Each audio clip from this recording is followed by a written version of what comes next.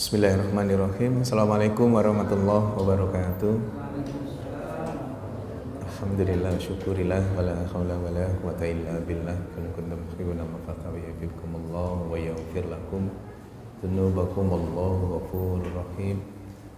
Bapak Ibu yang dirahmati Allah, tiada kata yang pantas kita aturkan saat ini kecuali rasa syukur kehadirat Allah Subhanahu wa taala yang telah memberi kita begitu banyak kenikmatan, terutama nikmat iman Islam, nikmat waktu, niat, semangat, hingga nikmat sehat, sehingga kita bisa hadir pada jamaah sholat maghrib, dilanjutkan dengan kajian pada maghrib ini, insyaallah dalam keadaan sehat walafiat semua, amin. Bapak yang dirahmati Allah, tema kita pada malam hari ini tentang sehat paripurna dengan sehat. Jadi sehat paripurna itu bisa diperoleh dengan cara melakukan sehat. Sehat itu dari 5 huruf SEHAT. Ya, nanti ada penjabaran dari masing-masing huruf itu supaya mempermudah kita untuk mengingat SEHAT itu apa. Nah, itu ya. Biasanya memang kalau ada penghubungnya gitu lebih mudah. Ya, dulu dalam waktu kita SD, SMP, SMA itu ada yang disebut dengan jembatan keledai ya. Ya. Jadi hafalan banyak gitu terus disingkat. Nah, akhirnya jadi ketemu sebuah pola, kita mengingatnya kembali lebih mudah. Maka di malam hari ini sehat yang dimaksud itu apa, nanti akan ada penjelasan satu per satu. Tentu kita harus paham dulu sehat paripurna itu seperti apa. Sehat paripurna itu kalau dalam terminologinya WHO, World Health Organization, Organisasi Kesehatan Dunia, yang kemudian diadopsi oleh Kementerian Kesehatan Republik Indonesia. Jadi sehat paripurna itu ada 4 hal. Sehat jasmani, ruhani, sosial, dan spiritual. Jadi ada 4. Tidak cukup kalau dulu kita mengenal istilah mensana in corpore sano, itu tidak cukup itu. Dalam tubuh yang kuat terdapat jiwa yang sehat. Oh enggak, orang copet-copet, maling-maling, jambret itu tubuhnya kuat-kuat tapi jiwanya tidak sehat gitu ya. Enggak mutlak. Ternyata tidak mutlak orang yang tubuhnya kuat itu pasti jiwanya sehat, tidak mutlak. Tetapi bahwa orang yang jiwanya sehat itu dilatih oleh berbagai macam dalam konteks kita itu dengan syariat Islam itu. Apakah jasmani rohani yang sehat itu cukup? Sudah sempurna? Belum. Ada orang yang sehat jasmani rohani tapi nggak sehat sosial. Sehat sosial itu yang apa? Sehat sosial itu di mana seseorang di sebuah komunitas, di sebuah kelompoknya, di mana dia hidup di lingkungan tersebut, keberadaannya itu membawa manfaat, keberadaannya itu membahagiakan, keberadaannya itu menjadi solusi dari permasalahan yang ada. Maka di konteks itulah Islam mengajarkan khairun nas anfa'uhum linnas, sebaik-baik manusia adalah yang membawa manfaat buat manusia yang lain. Jadi keberadaannya itu diharapkan banyak orang. Berbanding terbalik dengan itu adalah orang-orang yang tidak sehat secara sosial. Keberadaannya bikin masalah. Tiap ada orang itu, orang-orang sekitarnya itu pada sumpek wong iki ruwet ini gitu ya. Tapi jamaah Al-Mahdi sini nggak ada kan yang seperti itu ya. Insya Allah sehat sosial semua ya jamaahnya Al-Mahdi ini ya. Amin ya. Itu ada di kampung kita, barangkali ada itu. Ada orang yang keberadaannya itu tidak disenangi orang. Mending orang itu tidak ada. Dibandingkan orang itu ada bikin masalah aja, rasan-rasan lah, ngerasani tetangganya lah, mitnah tetangganya lah, pokoknya nggak ada untungnya punya tetangga seperti itu. Itu berarti tidak sehat secara sosial. Jasmani, rohani, sosial sehat. Paripurnanya itu adalah sehat spiritual. Apa sehat spiritual itu? Sehat spiritual itu seseorang yang menjalankan aturan atau kaidah di agamanya dengan baik. Karena ini WHO itu kan organisasi dunia, maka menyebutkannya itu ya menjalankan aturan di agama masing-masing dengan baik. Dalam konteks kita, adalah orang-orang atau muslim yang menjalankan syariat Islam itu dengan baik. Itu sehat secara spiritual. Bapak Ibu yang dirahmati Allah, maka dengan seperti ini apa gambaran yang sesungguhnya muncul? Ada faktor implisit gitu ya, ada yang tersembunyi yang dikatakan oleh WHO itu apa? Sesungguhnya WHO itu tidak mengakui adanya aliran yang tidak mempercayai Tuhan. Jadi sesungguhnya WHO itu menolak, ateis itu menolak, ditolak oleh Organisasi Kesehatan Dunia. Karena orang-orang ateis itu pasti tidak sehat secara sempurna. Taruhlah jasmani, ruhani, sosialnya baik, bagus, tetapi itu tidak akan sehat secara sempurna. Karena sehat secara sempurna itu harus disempurnakan dengan kesehatan secara spiritual. Nah, pada konteks itulah di Islam kita kalau menggunakan definisi atau terminologi menjalankan syariat Islam dengan baik, kalau dalam konteks medis itu menjalankan apa yang diperintahkan, menjauhi apa yang dilarang, itu nanti pasti jadi orang sehat.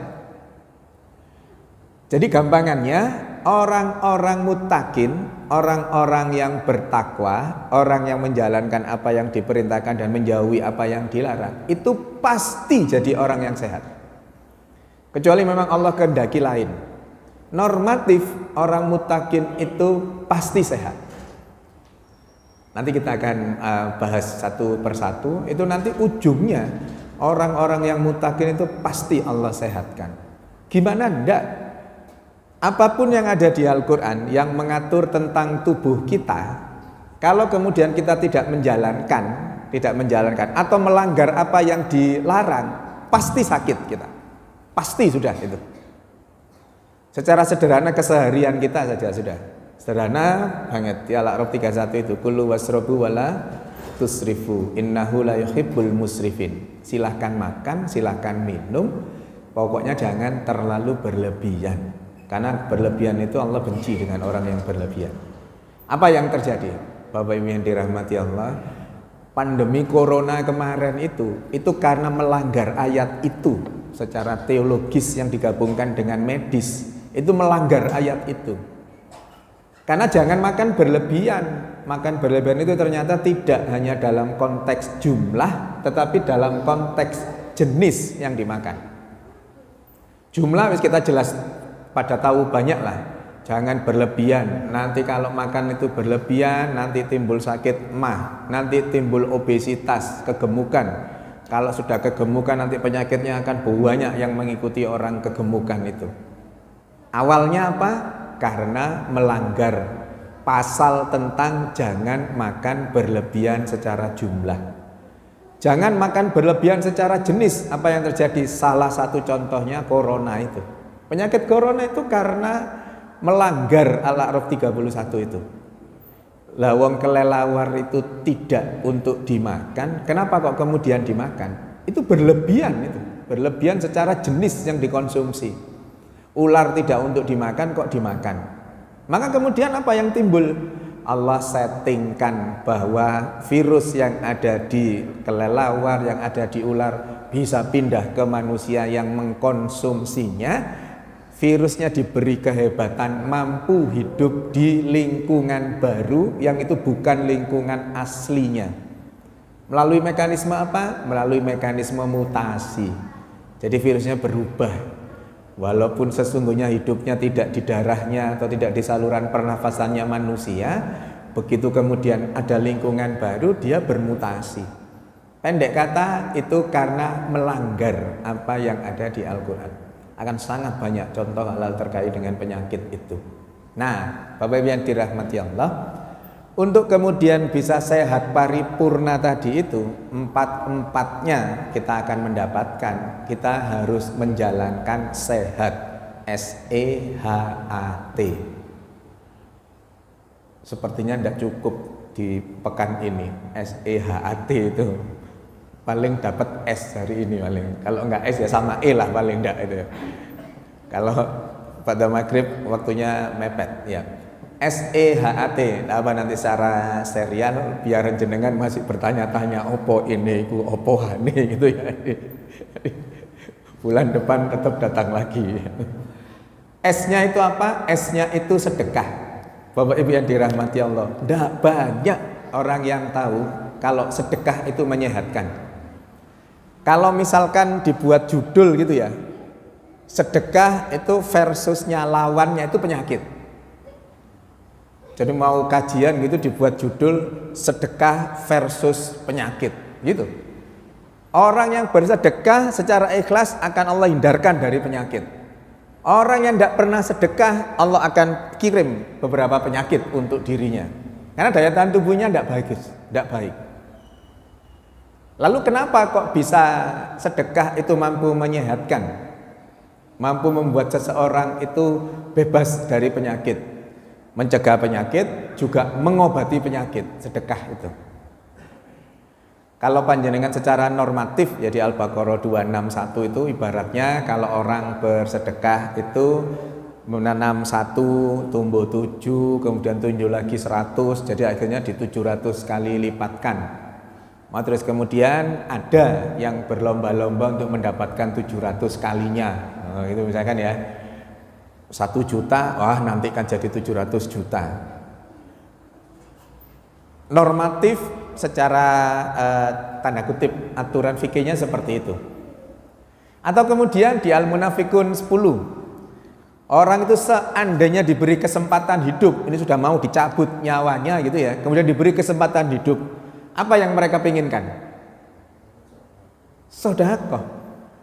Jika mereka diberi kesempatan sekian detik untuk kemudian tidak dicabut nyawanya, itu yang mereka lakukan adalah sedekah. Pertanyaannya secara medis adalah, kenapa kok mintanya itu diperpanjang terus dia akan bersedekah itu? Kenapa?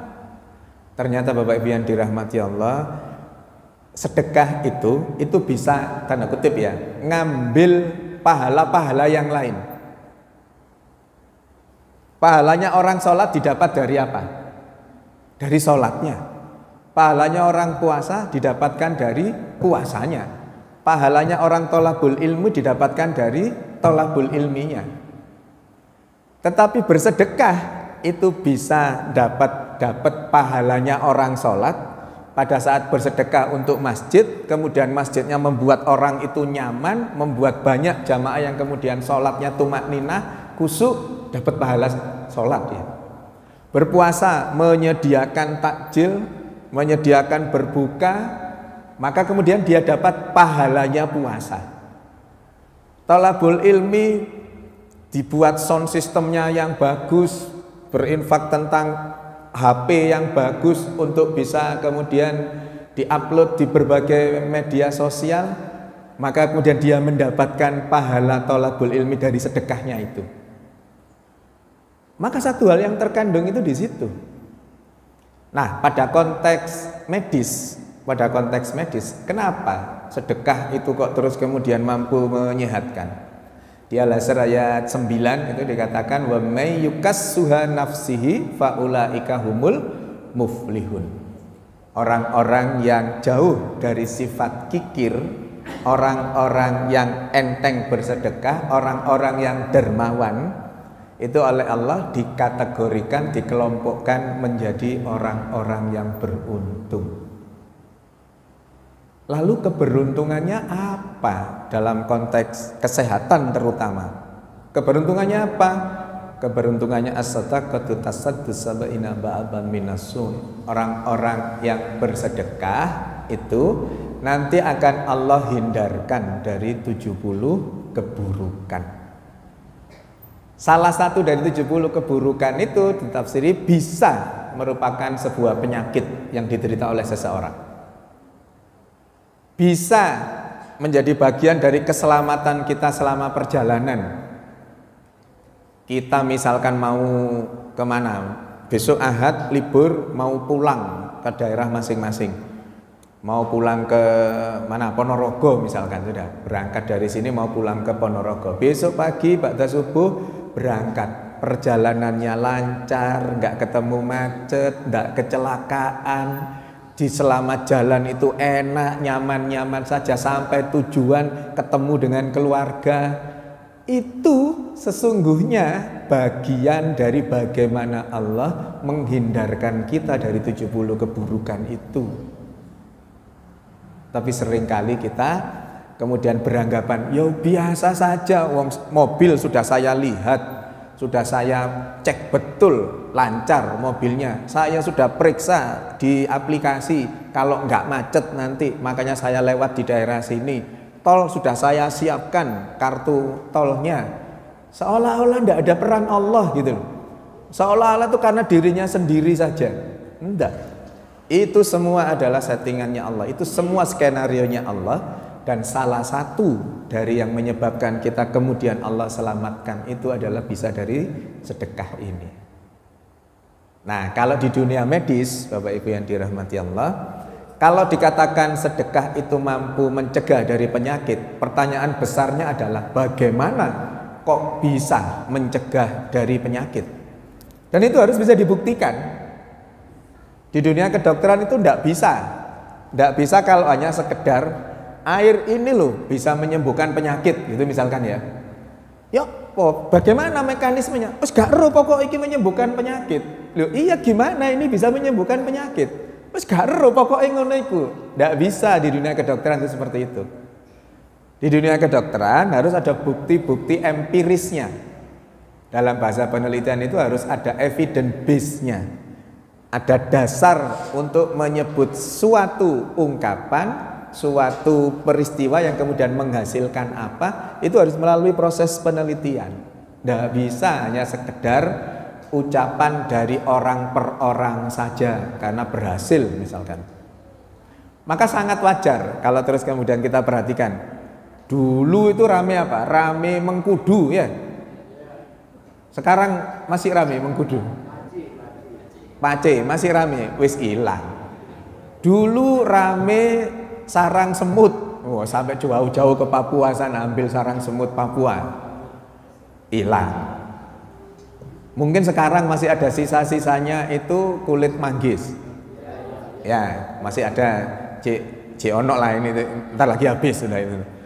Nanti keluar lagi kulit durian mungkin nanti itu ya. Untuk kulit durian untuk masuk angin. Jadi dibuat kerokan belakang gitu. Bukan mendikotomikan pengobatan itu dengan berbagai macam pengobatan tanda kutip alternatif, itu bukan. Tetapi karena apa? Karena itu basicnya bukan sesuatu yang kemudian memang bisa dipertanggungjawabkan secara penelitian, tetapi pasti yang gitu-gitu itu berdasarkan testimoni. Pasti wis sudah. Aku ngombe pace itu waras bla bla bla bla wis gitu. Padahal yang lain yang sama-sama minum mengkudu itu, sama-sama minum pace, ya nggak ada perubahan apa-apa, tapi nggak ngomong, nggak cerita.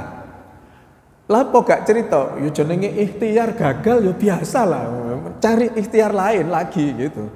Yang berhasil kemudian menceritakan itu. Contoh paling konkret kalau panjenengan masih ingat dengan airnya Ponari, masih ingat? Masih ingat ya? Coba gimana logikanya?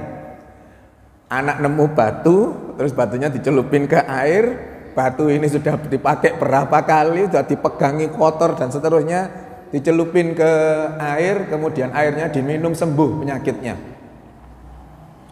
Sembuh boyokennya, sembuh asam uratnya, sembuh kolesterolnya. Setelah diteliti lebih detail lagi, ternyata mereka tidak pernah tes laboratorium kalau asam uratnya itu tinggi, kalau kolesterolnya tinggi.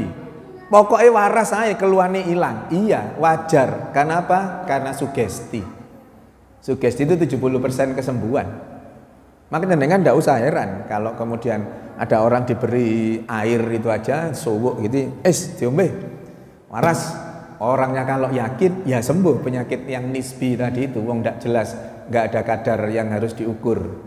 Ketahuilah pada saat Ponari itu booming ya, Rumah Sakit Muhammadiyah Mojokerto, Mojo Agung, Rumah Sakit Muhammadiyah Jombang, kebek sama pasiennya Ponari. Kebek bukan sepi. Kebek pasien yang dari airnya Ponari itu kemudian diare. Jadi tifus, jadi demam berdarah. Pintu selasarnya itu kebek sama pasien. Tapi tidak masuk koran itu. Kalau masuk koran selesai Ponari. Koran tidak ada pemberitaan lagi. Jadi itu behind the scene-nya itu, di balik layar itu gitu itu. Wajar karena memang wong itu nggak ada bukti otentik, nggak ada bukti empirisnya. Ya wajar, dan orang Indonesia itu senang banget dengan gitu-gitu itu. Wis gerutukan ono wis. Ayo engko nek gak waras ya gitu itu. Ya jenenge ikhtiar ya gak apa-apa gak waras ngono. Tapi kalau berhasil wis cerita luar biasa satu orang itu aja. Nah, di dunia medis tidak bisa seperti itu. Maka statement atau pernyataan bahwa sedekah itu mampu mencegah penyakit itu bagaimana mekanismenya harus diteliti. Maka kemudian Jorge Moll dari California University melakukan penelitian itu. Benarkah sedekah itu mampu menyehatkan, mampu mencegah penyakit? Dilakukan penelitian. Simpulan akhir dari penelitian itu, orang yang bersedekah itu akan meningkat sistem imunitas tubuhnya. Imunitas itu daya tahan untuk kekebalan tubuh. Itu meningkat. Lagi-lagi dipertanyakan, apa kok bisa meningkat? Mekanisme meningkatnya itu ternyata pada saat seseorang itu bersedekah dengan ikhlas, maka itu merangsang, menstimulus bagian di otak satu area yang namanya sistem limbus, area limbus. Sistem limbus itu ada satu bagian di area limbus itu namanya hipotalamus. Hipotalamus, sistem limbus, otak secara keseluruhan. Seseorang kalau bersedekah itu orang itu merasa nyaman, orang itu merasa bahagia, orang itu merasa membawa manfaat, memberi manfaat. Kita sajalah, saya panjenengan kalau Jumatan itu terus kemudian masukkan sedekah kita, infak kita, klek gitu itu kan rasanya di hati itu alhamdulillah gitu. Semoga apa yang diinfakkan ini nanti terus kemudian mampu membuat makmur masjidnya dan seterusnya itu. Ternyata hal-hal seperti itu yang kemudian menstimulus area di otak, hipotalamus di limbik system itu untuk kemudian memerintahkan organ-organ itu memproduksi hormon. Kok bisa? Iya, hipotalamus itu di otak kita fungsinya dia sebagai koordinator sistem otonomi organ. Jadi koordinatornya, dia mengkoordinir. Maka ginjal, paru-paru, jantung, liver, lambung itu semua di bawah koordinasinya dia. Di bawah koordinasinya hipotalamus. Maka pada saat seseorang bersedekah timbul rasa bahagia, timbul rasa memberi manfaat, timbul rasa nyaman, nikmat, maka kemudian hipotalamusnya itu bergerak aktif memerintahkan organ-organ penghasil hormon untuk menghasilkan 4 hormon. Mungkin masih ingat saya beberapa kali menyebut 4 hormon ini, 4 hormon kebahagiaan. Hormon endorfin, dopamin, serotonin, oksitosin. Ada 4 hormon. Nggak usah jenengan hafalkan, ujian tidak keluar kok ini ya. Wis pokoknya 4 hormon, 4 hormon kebahagiaan jenengan kalau browsing nanti ketemu 4 hormon kebahagiaan itu. Endorfin, dopamin, serotonin, oksitosin dengan peran masing-masing yang intinya nanti menjadi 2 jalur besar. 2 jalur besar itu adalah imunitas humoral dan imunitas seluler. Nggak usah dihafalkan juga. 2 jalur itu. Pokoknya 2 jalur imunitas itu teraktifkan dengan 4 hormon yang diproduksi oleh masing-masing organ atas perintah hipotalamus. Jalur-jalur inilah yang kemudian meningkatkan sistem imunitas tubuh kita. Dengan imunitas tubuh kita yang tinggi itu wajar kalau kemudian seseorang itu tidak gampang sakit. COVID kemarin, misalkan COVID kemarin, panjenengan pernah menemui ndak dalam satu ruang seseorang itu ternyata ada yang kena COVID, terus kemudian waktu makan ada yang melepas, sama-sama melepas makan, yang kena COVID itu mengeluarkan virusnya, kemudian dari 5 orang itu yang tertular hanya 2 orang, yang 2 ndak kena, 1 yang nularkan. Pernah seperti itu, dengar seperti itu. Padahal kumpul loh, aku gak ketularan kok aku ketularan, gitu ya.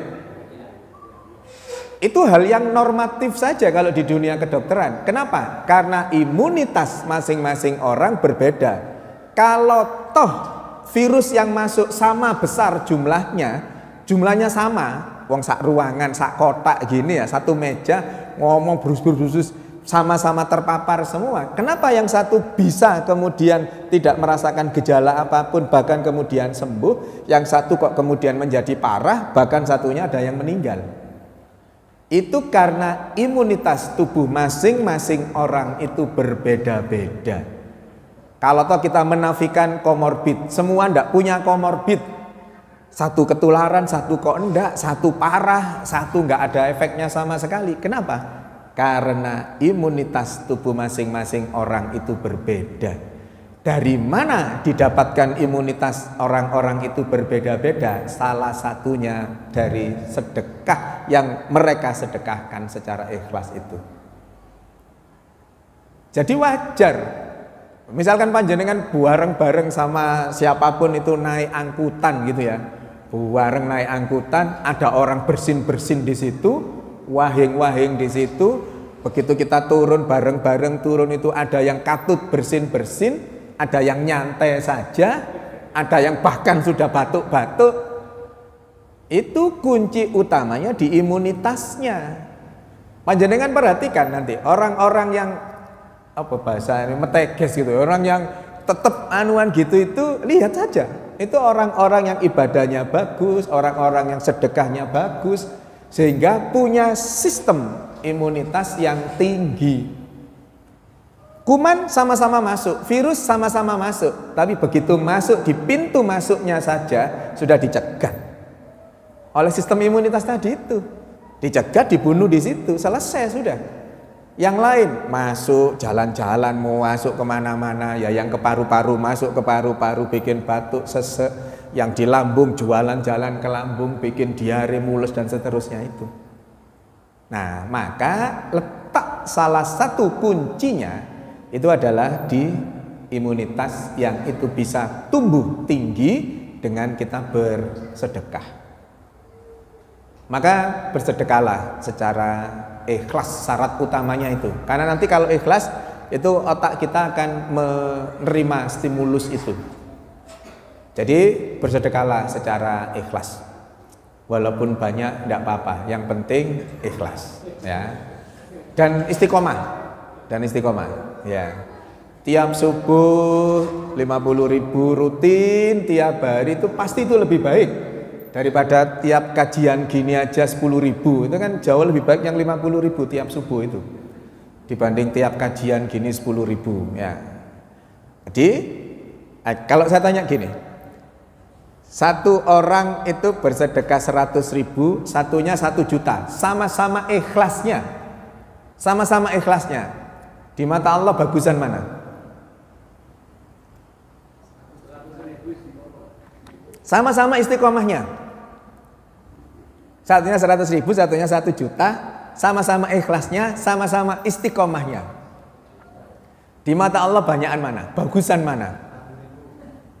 Bagusan 100.000 kalau pada saat dia bersedekah itu uangnya hanya 300.000. Sementara orang yang 1 juta itu uangnya 1 miliar. Yang 100.000 punya uang 300.000 berarti 35%, sekitar 35%. Tapi yang 1 juta uangnya 1 miliar hanya 1%-nya saja, hanya 0,1%-nya saja. Maka di mata Allah bagusan orang yang 100.000, di mata takmir bagusan orang yang 1 juta.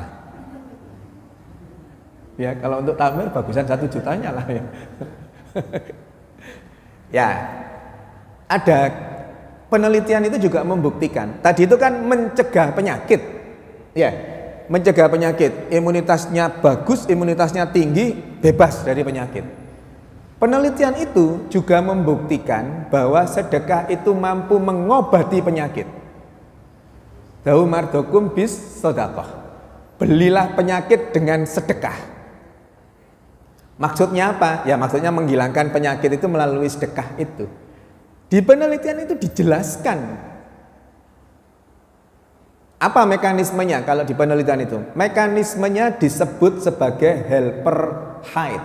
Helper itu penolong, height itu tingkat tinggi. Jadi penolong level tinggi itu dengan sedekah. Siapa yang dimaksud penolong level tinggi itu? Penolong level tinggi itu hubungannya sudah bukan lagi antara pasien, keluarga pasien, dokter dan obat. Sudah bukan antara itu. Sudah bukan lagi hubungan yang sederhana itu, bukan. Tapi sudah melibatkan Allah.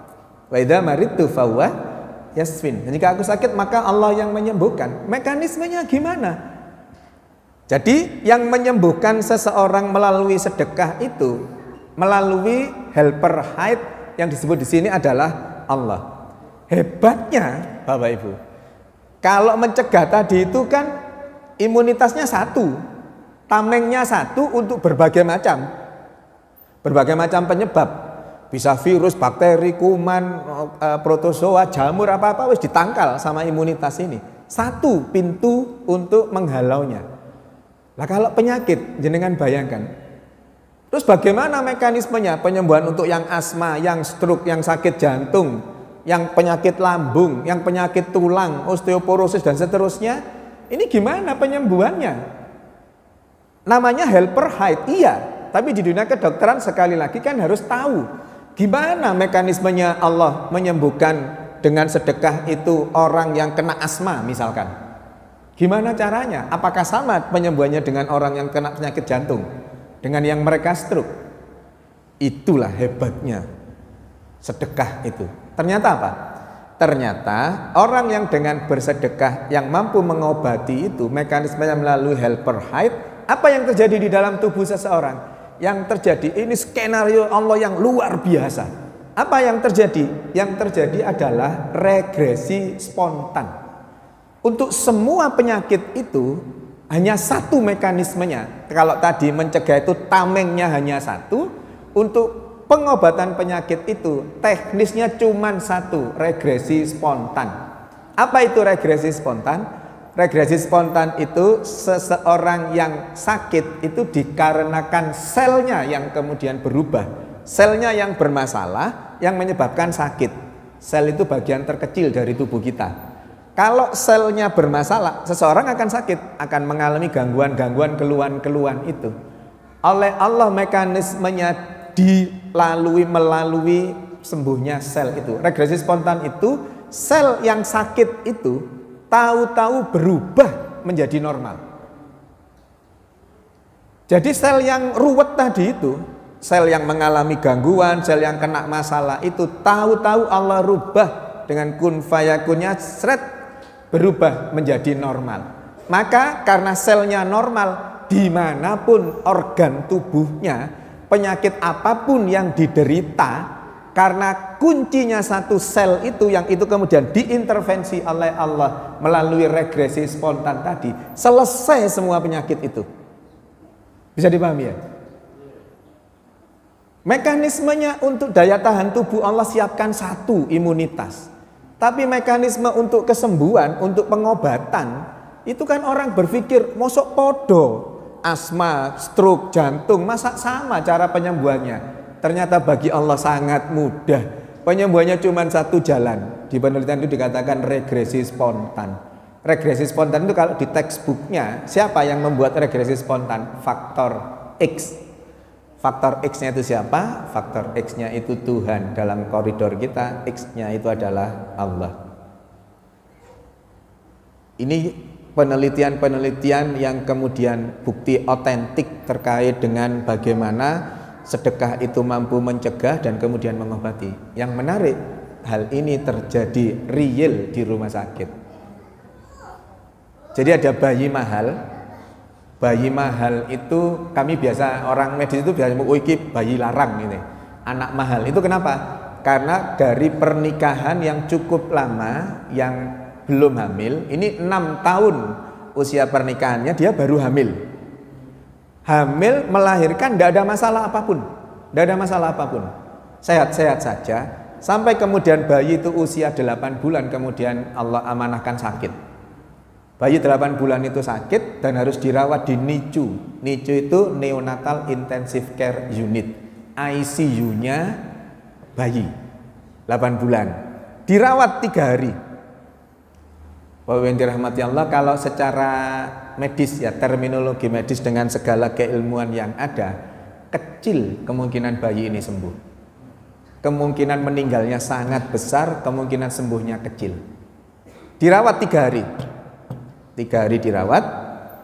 Hari ketiga malam itu ada familinya dari ayah ibu bayi ini. Bayinya kan di NICU, ayah ibunya kan di luar. Dibesuk oleh familinya, dibesuk oleh saudara-saudaranya. Dari hasil besuk itu ada salah satu saudaranya yang menyampaikan ayat hadis tadi itu, Da'u mardukum bisodaqoh tadi itu, belilah penyakit dengan sedekah. Kemudian setelah orang-orang itu pulang, saudara-saudaranya pulang, bapaknya ini, ayahnya si bayi tadi itu keluar rumah sakit ke ATM di depan itu, ambil uang sekitar jam 9-an. Kemudian dari ATM itu beliau keliling. Cerita ini terangkai setelah ada cerita ya. Beliau keliling, ketemu orang dikasih uang. Ketemu orangnya bagi pandangan dia, orang ini butuh dibantu. Ketemu orang ditanya, kamu butuh diberi. Ketemu musola, sedekah. Ketemu masjid, infak, dan seterusnya. Muter beliau itu sampai sekitar 2:30 baru pulang. Pulang itu balik ke rumah sakit maksud saya. Balik ke rumah sakit.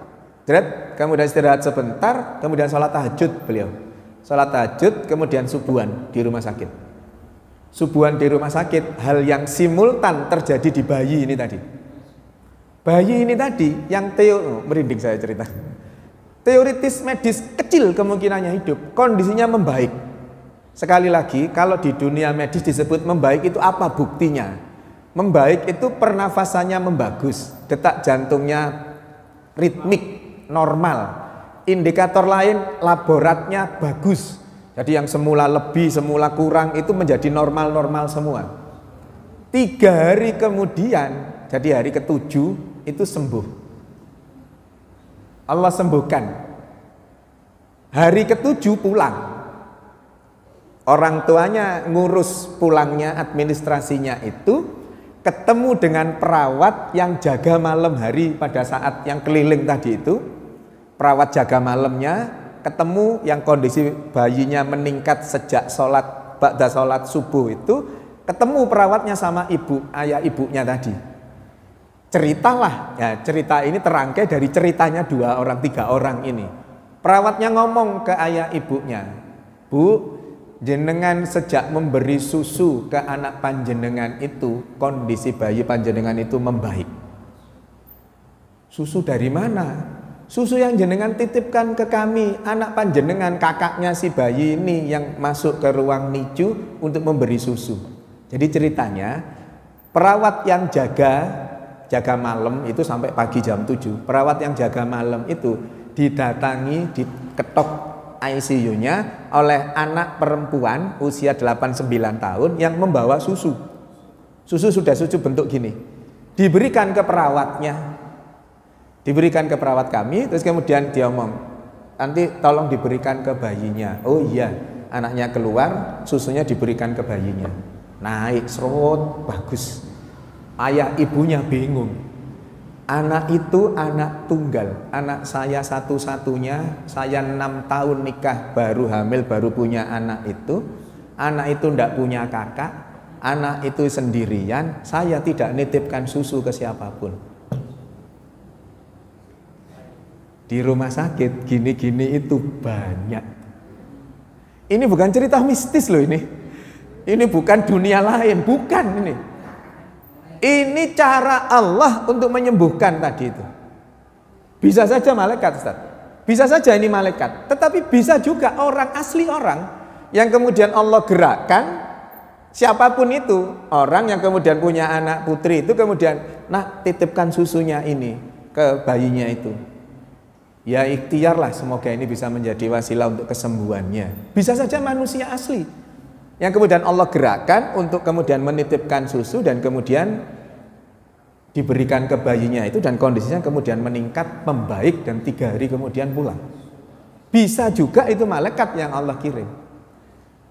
Apa maknanya Bapak Ibu yang saya hormati, yang dirahmati Allah, yang pengen kami sampaikan? Satu, yang kata medis itu sudah mendekati nol, bagi Allah nggak ada yang nggak mungkin. Ikhtiar terus harus dilakukan. Dalam konteks yang kita sampaikan malam ini itu tentang sedekah. Yang ketiga, sekali lagi ini dunia medis, dunia kedokteran. Nggak bisa bayi ini kok tahu-tahu membaik, membaik gitu. Kenapa kok bisa membaik? Gak ero, enggak. Tapi Allah kirimkan barang yang real ada. Bisa dipahami ya? Penyakitnya ada, kemudian Allah kirimkan susu yang betul-betul ada juga. Maka kemudian tanda kutip melalui perantara, melalui media susu inilah kemudian kun fayakunnya Allah jalan untuk si bayinya ini. Penyakitnya real, Allah kirimkan real, diberikan real ke perawatnya, perawatnya real memberikan ke bayinya, yang kemudian Allah sembuhkan penyakitnya itu. Masya Allah, luar biasa. Masih cukup ya? Sakitnya kalau dalam bahasa medis bronkopneumonia, itu sudah kecil, apalagi untuk usia 8 bulan, 8 bulan bayinya. Enggak, kecil kemungkinan untuk hidup itu sudah paru-paru itu sudah radang, sudah infeksi itu sudah seluruh paru-paru. Jadi sudah sesak sekali si anak, si bayi ini. Luar biasa. Anaknya masih hidup sekarang. Insyaallah luar biasa. Anak itu kalau tahu bagaimana dia dulu dihidupkan oleh Allah melalui mekanisme itu, kalau diceritakan oleh ibunya, oleh ayahnya, saya kira anak ini pasti akan jadi orang yang dermawan. Amin. Itu yang kelihatan. Ada kisah lain sama di rumah sakit yang tidak kelihatan. Jadi ada bayi mahal lagi, 7 tahun nikah baru hamil. Kemudian hamil usia 6 bulan, biasa kan usia 6 bulan itu di USG untuk menentukan jenis kelamin biasanya para orang tua itu. Usia 6 bulan di USG. Hasil USG-nya apa? Hasil USG-nya menunjukkan kepalanya hidrosepalus. Kepalanya besar, kepalanya membesar, jantungnya ada yang bocor, kemudian jantungnya itu meluntir. Jantung itu kalau posisinya geser dikit saja sudah banyak efek yang timbul. Bayi ini hidrosepalus, jantungnya bocor, jantungnya meluntir. Dokternya tidak berani ngomong, khawatir hasil pemeriksaannya salah. Al insanu makhalul khata' wan nisyan. Manusia itu tempatnya salah, tempatnya khilaf. Maka yang diomongkan ke ayah ibunya, calon ayah ibunya, Pak, Bu, jenengan periksa ke dokter lain. Jenengan periksa ke dokter lain. Beliau tidak berani ngomong penyakitnya. Periksa ke dokter lain. Periksalah ke dokter lain. Dokter lain menyatakan karena tidak tahu ceritanya, dokter lainnya itu langsung ngomong, Pak, Bu, anak panjenengan itu hidrosepalus, jantungnya bocor seperti yang disampaikan tadi.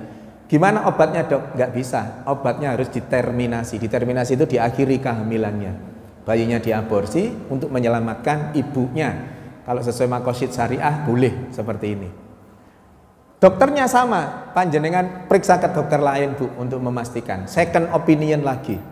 Periksa ke dokter lain. Hasilnya sama, apa yang dilakukan dok? Sama, diterminasi. Harus digugurkan. Kembali ke dokter awal. Kembali ke rumah sakit. Dok, kenapa kok dokter tidak ngomong kalau ini? Dokternya ngomong, kalau saya sampaikan ke panjenengan, saya khawatir panjenengan drop. Kalau drop nanti kesehatan panjenengan turun, bayinya lagi tambah. Maka terus kemudian ya sudah komunikasi, harus diterminasi, harus digugurkan. Apa jawaban ayah ibunya? Enggak. Ibunya enggak mau. Enggak. Ini amanah, Dok, dari Allah. Apapun yang terjadi akan saya jaga amanah ini sampai nanti melahirkan. Ikhtiarnya apa? Tetap diberi obat, ibunya diberi obat, bayinya diberi obat. Ada satu hal yang disepakati, apa itu? Tidak di USG. Jadi setelah kehamilan 6 bulan itu, bulan berikutnya tidak di USG. Sepakat dokternya tidak USG, ibunya tidak minta USG dan tidak akan di USG. Maka kemudian yang terjadi, 6 bulan, bulan ke-7 kontrol, jadi beri obat seperti biasanya sampai hari H untuk diputuskan dilahirkan. dilahirkan tidak mungkin dilahirkan dari jalan lahir biasa, kepalanya segitu tidak mungkin bisa. Maka kemudian disesar, di SC, Caesarea, SC, di SC, dioperasi itu, pas harinya sama, tidak di USG juga, nggak di USG, sudah langsung ke OK, langsung dioperasi. Begitu dioperasi, dilahirkan bayinya utuh, kepalanya normal, jantungnya ndak masalah, bayinya ya lahir dengan sempurna, nggak ada cacatnya sama sekali. Apa yang kemudian menjadi pertanyaan? Apa Pak, Bu yang jenengan lakukan itu? Apa yang dilakukan? Orang tuanya ini, bapaknya itu tiap sholat subuh terutama itu tadi, dia selalu bersedekah.